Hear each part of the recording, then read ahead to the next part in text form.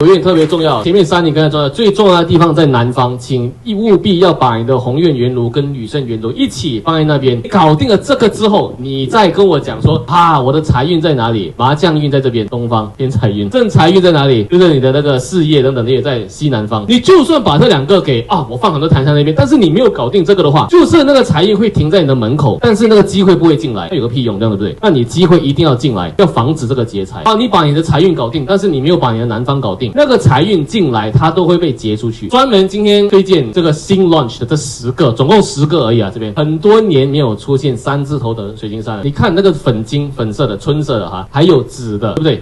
你放在对比一下，这边有几个 price tier， 那你把几个商号都放在一起，照光看哪一个的 quality 比较好。专门今天推荐这个新 launch 的这10个，总共10个而已啊。这边很多年没有出现3字头的水晶山了。这个9运是你人生最重要的机遇，将会